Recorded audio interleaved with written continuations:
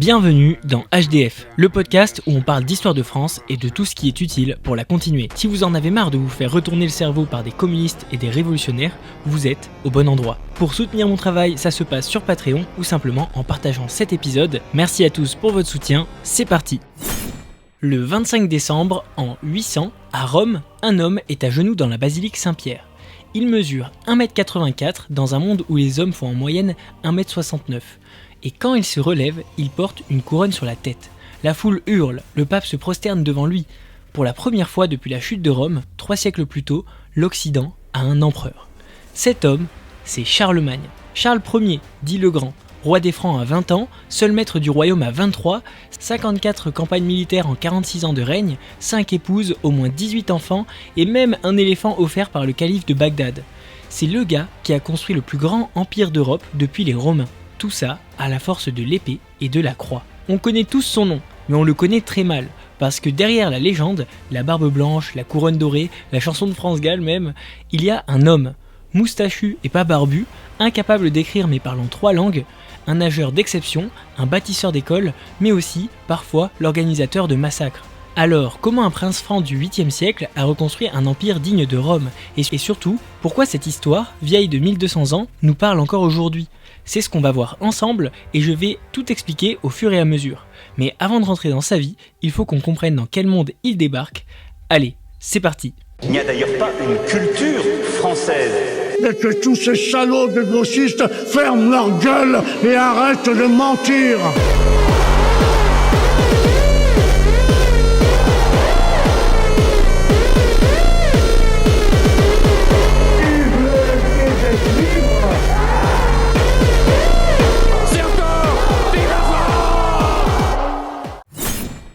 Contexte historique. L'Europe en miettes. On est au milieu du 8e siècle. La France, ça n'existe pas encore comme on l'entend.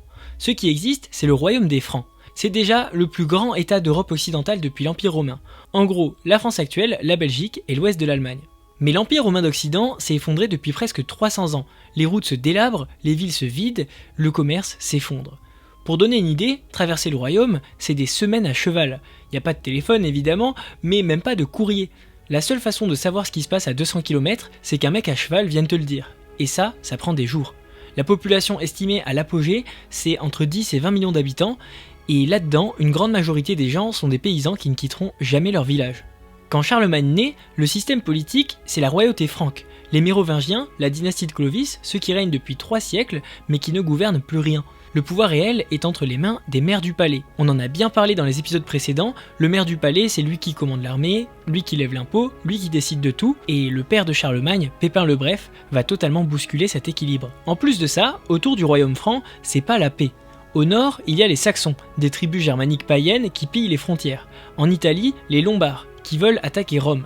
Au sud, les musulmans tiennent presque toute l'Espagne depuis 711. À l'est, il y a les Avars, un peuple nomade d'origine centra-asiatique installé en Hongrie et assis sur un trésor colossal. Ensuite, il y a aussi l'Empire byzantin, ce qui reste de l'Empire romain d'Orient avec sa capitale Constantinople, l'actuelle Istanbul. Ils se croient les seuls héritiers légitimes de Rome. C'est un peu comme si la France était entourée de 5 ennemis différents, sans alliés, juste son armée, sa foi et sa volonté. Alors maintenant qu'on a le décor, on peut rentrer dans le vif du sujet et ça commence par un rappel sur la famille de Charles qui va littéralement changer l'histoire. Chronologie.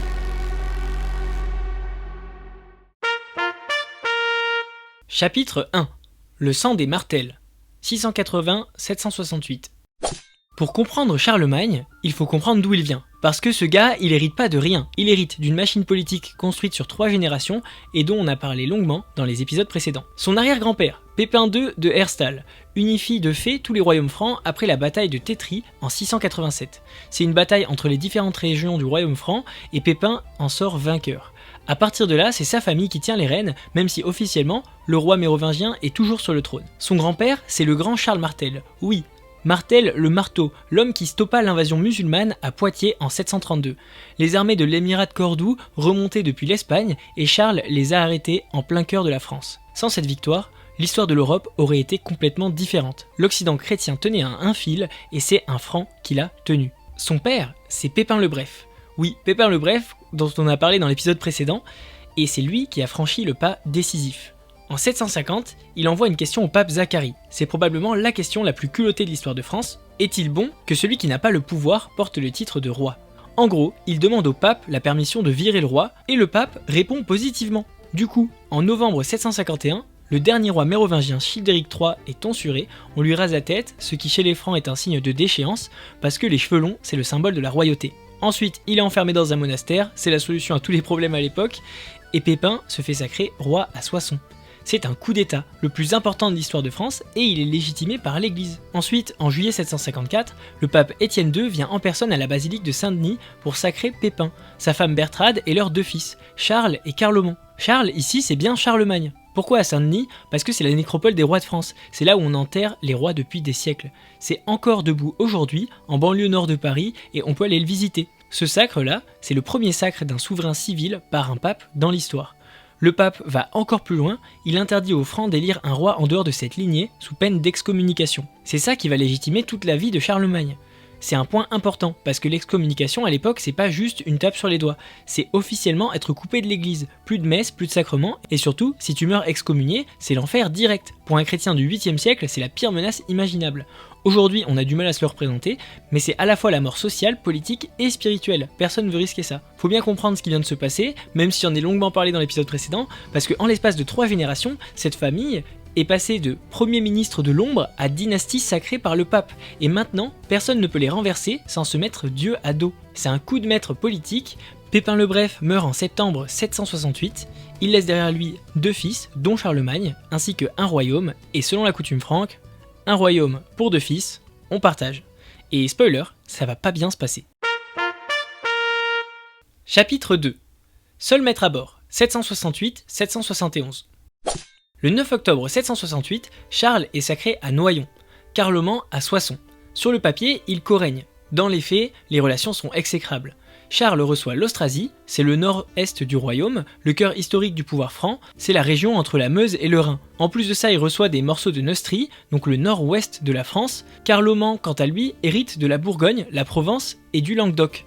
Sur le papier, son territoire est bien plus grand, mais en réalité, il est quand même beaucoup moins cohérent et plus difficile à tenir que celui de Charles. En 769, l'Aquitaine se révolte. Les 2 frères se rencontrent à Montcontour pour coordonner la riposte. Mais au lieu de céder, ils se disputent et Carloman retire ses troupes, abandonnant son frère en pleine campagne. Charles doit finir le boulot tout seul, c'est une trahison et il ne l'oubliera pas. Pendant ce temps, leur mère Bertrade, Berthe au Grand-Pied, joue la diplomate. D'ailleurs, j'ai oublié de le préciser, mais Berthe au Grand-Pied, c'est au singulier et je trouve ça assez marrant parce qu'elle avait un grand pied. Revenons au sujet, donc Bertrade voyage en Italie et arrange un mariage entre Charles et la fille du roi lombard Didier.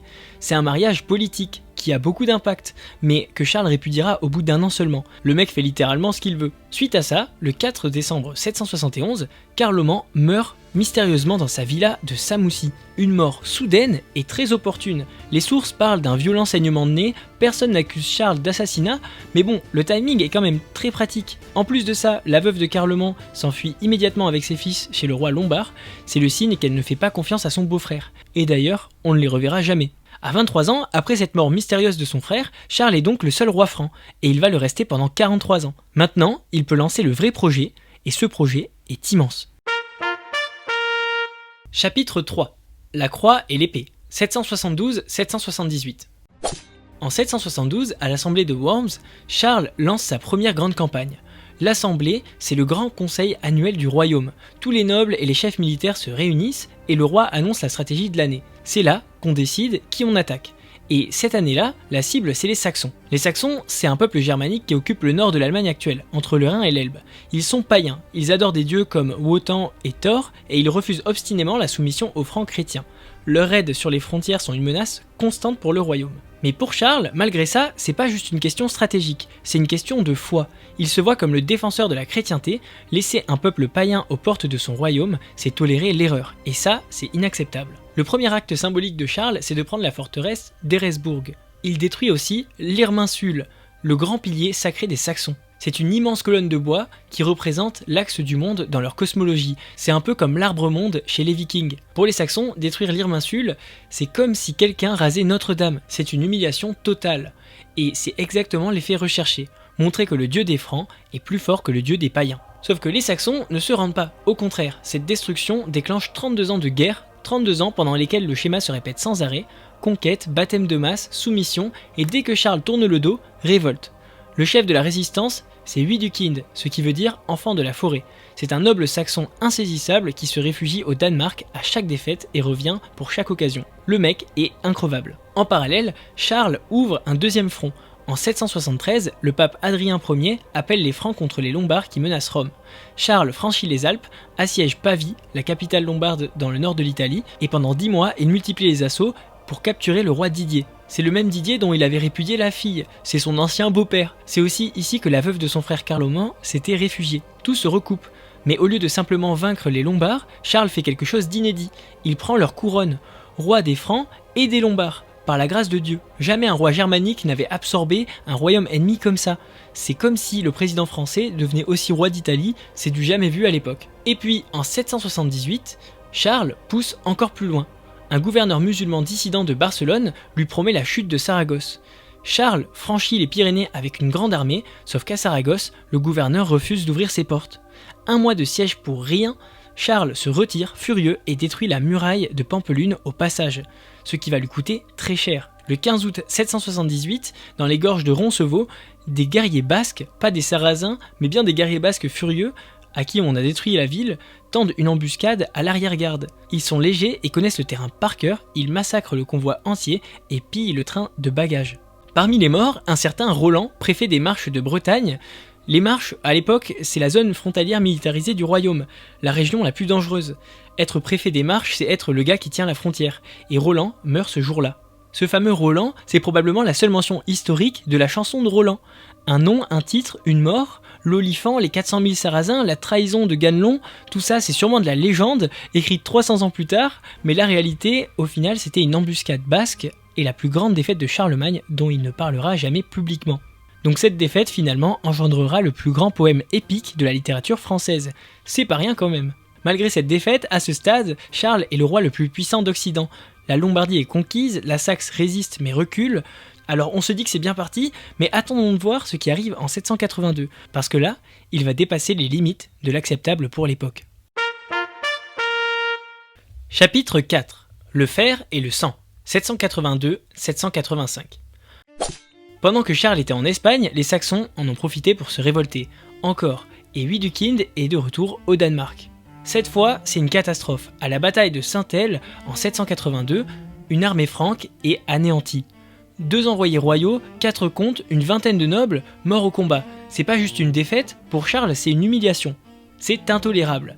Et ce qui va se passer ensuite restera l'épisode le plus sombre de tout son règne. Charles convoque les chefs saxons soumis. Il lui livre les responsables présumés de la révolte, 4500 hommes. Et le roi ordonne leur exécution. Faut bien qu'on réalise la violence du truc, Charles a fait décapiter en un seul jour 4500 hommes, sur les bords de la rivière Aller, à Verdun, une ville dans le nord de l'Allemagne. Les chroniques de l'époque disent clairement, par ordre du roi, ils furent tous décapités en un seul jour. Alors comment essayer de comprendre ça ? Charles se voyait comme un roi biblique, un nouveau David. Après 10 ans de révolte, 10 ans de serments trahis, 10 ans de baptême suivi d'apostasie, c'est-à-dire que des gens se convertissent puis renient leur conversion dès qu'il a le dos tourné, il a décidé que la terreur était le seul langage que les Saxons comprendraient. Il voulait agir sûrement comme un roi d'Israël face au peuple rebelle de l'Ancien Testament. C'est la logique d'un homme du 8e siècle, pas celle d'un homme du 21e, et encore moins celle des hommes d'église. Même à l'époque, un débat existait. Alcuin d'York, son propre conseiller, le plus grand intellectuel de son temps, en reparlera, c'est une critique ouverte.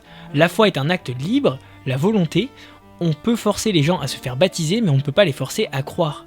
Même dans l'entourage de Charles, on savait que la ligne avait été franchie.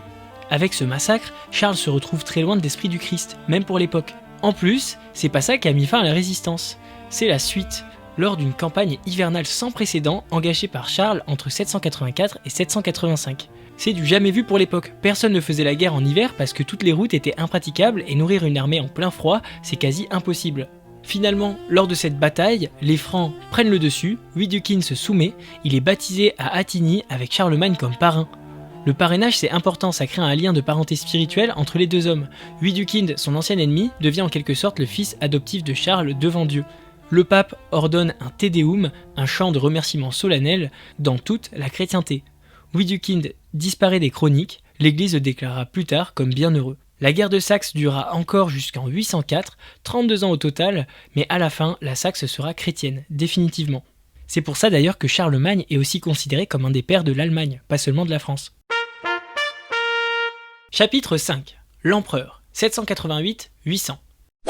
Les années 788-800, c'est l'apogée de la puissance militaire. En 788, Charles annexe la Bavière en éliminant son cousin Tassilon III, accusé de conspiration. Il va être tonsuré et enfermé dans un monastère, on a l'habitude, il faisait ça à chaque fois. Tu te mets en travers d'un carolingien, tu finis moine. Ensuite, il lance une guerre contre les Avars, de 791 à 796. Les Avars, rappelez-vous, c'est le peuple nomade dont j'ai parlé au début. Ils sont installés en Hongrie et assis sur un trésor colossal accumulé depuis 200 ans avec des pillages. Les Francs prennent leur forteresse, le Ring, un immense camp fortifié en forme de cercle entre le Danube et la Tisa. Et le butin est délirant, 15 chariots tirés chacun par 4 bœufs, juste pour transporter l'or et l'argent. 200 ans de richesse, Charles distribue généreusement à l'église, au pape, aux nobles, aux soldats, aux pauvres. On dit que chez les Francs, ceux qui étaient pauvres devinrent riches. À l'aube du 9e siècle, Charles règne de l'Atlantique à l'Elbe, des Pyrénées à la mer du Nord, plus d'1 million de kilomètres carrés, c'est le plus grand empire occidental depuis Rome. Et c'est là que tout bascule. Le 25 avril 799, le pape Léon III est violemment attaqué à Rome.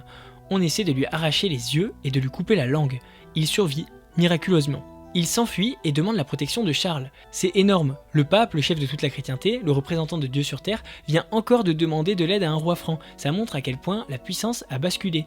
Le roi franc arrive à Rome en novembre 800 pour établir l'ordre. Le 23 décembre, Léon III prête un serment d'innocence devant une assemblée présidée par Charles. C'est le roi qui juge le pape et pas l'inverse. On marche sur la tête. Et puis arrive Noël. Le 25 décembre 800, à la basilique Saint-Pierre, Charles est agenouillé devant l'autel, en prière, le pape Léon III s'approche, porte une couronne à sa tête, l'assemblée acclame 3 fois, « À Charles, très pieux Auguste, couronné par Dieu, grand et pacifique empereur, vie et victoire ». Le pape se prosterne devant lui selon le rite impérial romain. Il faut bien mesurer ce qui vient de se passer. Depuis la chute de Rome en 476, ça fait 324 ans, il n'y a plus d'empereur en Occident, le titre a disparu. L'idée même d'un empire occidental, tout le monde pensait que c'était fini. Et là, un franc, un barbare, aux yeux de Constantinople, ce qui reste de l'empire romain d'Orient, le ressuscite. C'est comme si quelqu'un recréait un titre politique qui n'existe plus depuis le XVIIe siècle aujourd'hui. C'est un tremblement de terre. Et là, il y a un détail génial qu'il faut que je vous raconte, mais Charles était apparemment furieux. Il aurait même dit qu'il ne serait pas rentré dans l'église ce jour-là s'il avait pu prévoir le dessein du pape. Le problème, c'était pas le titre, mais la mise en scène. Charles ne voulait pas avoir l'air de recevoir son pouvoir du pape, il voulait que ce soit clair, c'est Dieu qui l'a choisi, pas le pape. La preuve, on l'a en 813, quand il couronne son fils Louis le Pieux à Aix-la-Chapelle. Il organise la cérémonie sans le pape. Louis prend la couronne de l'autel lui-même, le message est limpide, le pouvoir vient de Dieu, pas de Rome. Mais bon, c'est facile à dire quand on est Charlemagne et que depuis l'enfance, on s'est fait bénir par le pape pour ne pas être remplacé en termes de lignée. Sa vision, c'est celle du roi prêtre, un roi couronné par Dieu, qui préside les conciles, nomme les évêques, définit la doctrine, et ce débat, qui du pape ou de l'empereur détient l'autorité suprême, va empoisonner la politique européenne pendant des siècles. Chapitre 6. Le bâtisseur, 800-811. On a parlé beaucoup de guerre, mais Charlemagne, ce n'est pas que ça. C'est aussi, et peut-être surtout, la civilisation. Ce qu'il a construit pendant des années va survivre plus longtemps que toutes ses conquêtes. Commençons par Aix-la-Chapelle, sa capitale. Aujourd'hui, c'est la ville d'Aschun, en Allemagne, juste à la frontière belge. Charles y installe sa cour pour les sources chaudes naturelles. Il adorait nager et il se baignait là avec tout le monde, ses fils, ses nobles, ses gardes, parfois jusqu'à 100 personnes en même temps. Imaginez l'ambiance. Il y fait construire un palais dominé par la chapelle palatine, un octogone majestueux avec une coupole de 38 mètres de haut. Ça restera le plus grand dôme au nord des Alpes pendant 200 ans. Il y a des colonnes de marbre rapportées de Ravenne en Italie et c'est classé UNESCO depuis 1978. 32 empereurs du Saint-Empire y seront couronnés après lui. On peut encore visiter l'endroit aujourd'hui. Il attire aussi à sa cour les meilleurs esprits d'Europe. Alcuin d'York, le même qui a critiqué le massacre à Verdun, est un anglo-saxon et sûrement le plus grand savant de son temps. Il y a aussi Théodulphe d'Orléans, un wisigoth théologien brillant dont l'hymne est encore chanté dans les églises le dimanche des Rameaux, 1200 ans plus tard. À ses côtés, on trouve aussi Paul Diacre, un lombard historien, un anglais, un espagnol, un italien, tous réunis à la cour d'un roi franc. C'est littéralement un think tank médiéval au service de la chrétienté. Alcuin crée l'école palatine, où il enseigne les 7 arts libéraux. En gros, le programme scolaire complet de l'époque. Grammaire, dialectique, rhétorique, pour la partie lettres, arithmétique, géométrie, musique, astronomie pour la partie sciences. L'Académie adopte des surnoms antiques pour s'amuser, Alcuin et Horace, Charles et David. Mais la vraie révolution de Charlemagne, c'est l'écriture. Les scriptoria sont des ateliers de copie dans des monastères. C'est là où les moines recopiaient les livres à la main. Ils développèrent la minuscule caroline, une écriture claire, uniforme, avec des espaces entre les mots. Avant, les textes étaient écrits en scriptio continua, tout collé sans espace, sans ponctuation. Imaginez lire un bouquin sans aucun espace entre les mots.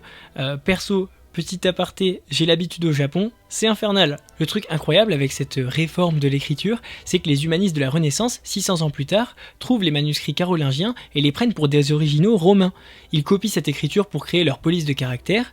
Le résultat, la typo des emails Times New Roman sur nos écrans, c'est un descendant direct de la minuscule caroline. Charlemagne est littéralement partout sur nos écrans. Mais surtout, et écoutez bien ça, la quasi-totalité des textes latins classiques que nous possédons ne survivent que grâce à des copies carolingiennes. Sans ces moines du 8e siècle penchés sur leurs manuscrits à la lueur de chandelles, pas de Virgile, pas de Cicéron, pas d'Ovide. On parle là des textes fondateurs de toute la culture occidentale. Ils ont failli disparaître et c'est grâce à Charlemagne et l'Église qu'ils ont été sauvés. Une autre réforme importante, c'est la monnaie. Charles standardise le système vers 793, un livre égale 20 sous égale 240 deniers. C'est tellement bien pensé que le roi anglais le copie et ce système survit en Angleterre jusqu'en 1971. Plus de 1100 ans avec le système monétaire de Charlemagne. Essayez de trouver une réforme moderne qui tient aussi longtemps. En 789, il met au point l'Admonitio Generalis. C'est la plus grande loi cadre de son règne, un peu comme si un président publiait un décret qui réorganise toute la société. Il y ordonne l'ouverture d'écoles dans chaque évêché et monastère, et donc non, Charlemagne n'a pas inventé l'école, mais il a été le premier à créer le système éducatif à l'échelle d'un empire depuis Rome, via l'église, quand même, voilà, rendons à l'église ce qui est à l'église. Il a aussi mis en place les missi dominici, les envoyés du maître, des inspecteurs envoyés par pair dans des régions où ils sont étrangers, pour contrôler les comptes et faire appliquer la loi. Ce qui est malin, c'est qu'il les envoyait exprès dans des régions qu'ils ne connaissaient pas, pour pas qu'ils ne soient copains avec les gens qu'il contrôle. L'ironie dans tout ça, c'est que Charlemagne, qui a grandement changé la société, n'a jamais réussi à écrire. Il gardait des tablettes et des feuillets sous son oreiller pour s'exercer à former des lettres pendant ses heures de loisirs, mais il avait commencé trop tard dans sa vie. Ses efforts n'ont jamais abouti. Il lisait le latin couramment, comprenait même le grec, mais sa main refusait de tracer des lettres. L'homme qui a sauvé la culture écrite de l'Occident tout entier ne savait donc pas écrire. Et c'est peut-être pour ça qu'il tenait autant à cette transmission. Chapitre 7. L'homme derrière l'empereur. On va parler un peu de Charlemagne parce que c'est aussi un homme et quel personnage. On le décrit avec une précision étonnante. Un blond avec des yeux très grands et vifs, un nez long et un ventre proéminent. Mais surtout une moustache, pas une barbe. La barbe fleurie de la légende, c'est une invention de la chanson de Roland 300 ans après sa mort.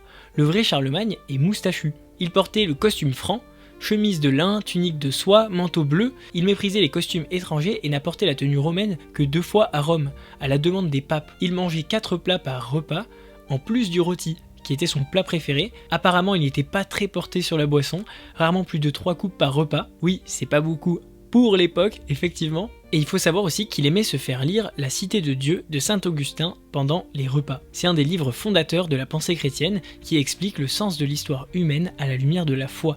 Le mec dîne en écoutant de la philosophie. En plus de ça, il faut savoir qu'il avait 5 épouses officielles, au moins 4 concubines et 18 enfants. Il garde de 20 os, la 3e épouse est la plus importante. Elle lui donna 9 enfants, elle est son vrai bras droit. Et un détail fascinant, il a refusé de marier ses filles. Officiellement, il ne peut se passer de leur compagnie. Mais bon, ça c'est une excuse, en réalité, des gendres auraient créé des rivaux politiques, des prétendants au trône, et il était pragmatique jusqu'au bout. Et puis il y a l'histoire de l'éléphant, qui est un petit peu marrante. En 797, Charles envoie une ambassade au calife Haroun ar-Rachid à Bagdad. Oui, le Bagdad des 1000 et une nuits, la ville la plus riche du monde à l'époque.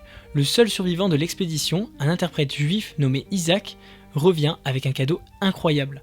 Un éléphant nommé Abou Labas. L'animal traverse l'Afrique du Nord, la Méditerranée, les Alpes et arrive à Aix-la-Chapelle le 20 juillet 802. Un éléphant dans la cour d'un roi franc au 8e siècle, ça dit tout sur la dimension du personnage.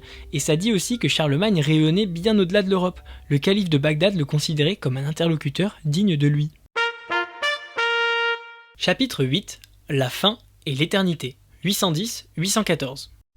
Les dernières années de Charlemagne sont marquées par les deuils. Pépin d'Italie meurt en 810 à 33 ans. Charles le Jeune, l'aîné, celui qui devait succéder, meurt en 811.